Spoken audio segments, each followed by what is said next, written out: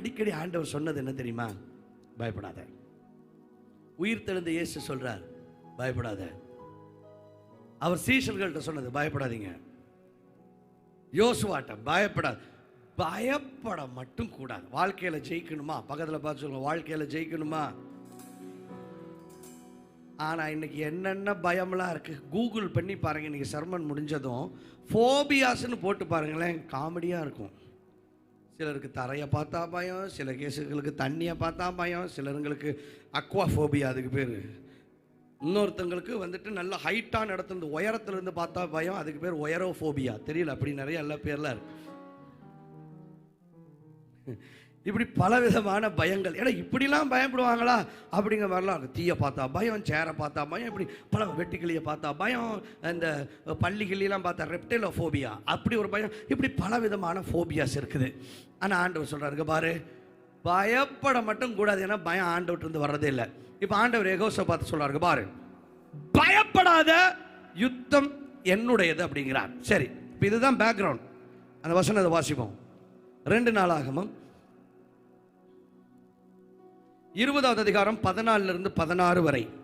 அப்பொழுது சபையின் நடுவில் இருக்கிற மத்தனியாவின் குமாரனாகிய ஏயலின் மகனான பெனாயாவுக்கு பிறந்த சகரியாவின் புத்திரன் யகாசியேல் என்னும் ஆசாபின் புத்திரரில் ஒருவரான லேவியன் மேல் சார். அப்பொழுது யகாசியல்ங்கிற ஒருத்தன் மேல ஆவி வந்துச்சுன்னு சொன்னா முடிஞ்சுது. ஆனால் ஆண்டவர் பாருங்களேன், அவன் அப்பாவோட அப்பா தாத்தாவெல்லாம் எடுத்து விடுறாங்க. பைபிளில் நிறைய தடவை இப்படி தான் மென்ஷன் ஆகிருக்கும். ஆனால் ஆண்டவர் ஒருத்தரோட பேரை மென்ஷன் பண்ணியிருக்கிறாருன்னா அவங்க என்னமோ பண்ணியிருக்காங்கன்னு அர்த்தம். சும்மா பேர் வராது. ஏன்? சரி, இவங்கெல்லாம் வேல்யூபிளான ஆட்கள்.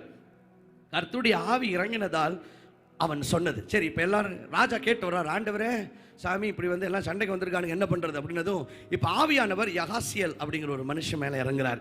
இறங்கி இப்போ இந்த யகாசியேல் தீர்க்க தரிசனமாக சொல்லுகிறார். என்ன சொல்றார்? சகல யூதா கோத்திரத்தாரே, எருசலேமின் குடிகளை எல்லாம் சேர்ந்து வாசிப்போம். ராஜாவாக யோசபாத்தை கேளுங்கள், நீங்கள் அந்த ஏராளமான கூட்டத்துக்கு, அப்படின்னா வந்தவன் கொஞ்சம் சாதாரணமா வரல, ஏராளமா வந்திருக்கிறாங்க, பயப்படாமலும் கலங்காமலும் இருங்கள் என்று கர்த்தர் உங்களுக்கு சொல்லுகிறார். சத்தமா சொல்லுங்க, பயப்படாமலும் கலங்காமலும் இருங்கள் என்று கர்த்தர் உங்களுக்கு சொல்லுகிறார். இந்த யுத்தம் உங்களுடையது அல்ல, தேவனுடையது. பீரியட். நாளைக்கு நீங்கள் அவர்களுக்கு விரோதமாய் போங்கள். இதோ அவர்கள் சிஸ் என்னும் மேட்டு வழியாய் வருகிறார்கள். அதுக்கப்புறம் ப்ரோ என்கிற பள்ளத்தாக்கு அங்கே இல்லை, ஆனால் சிஸ் என்னும் மேடு மட்டும் இருக்குது. நீங்கள் அவர்களை எருவேல் வனாந்திரத்துக்கு எதிரான பள்ளத்தாக்கின் கடையாந்திரத்திலே கண்டு சந்திப்பீர்கள். யோசித்து பாருங்களேன், இப்படி ஒரு ஆண்டவர்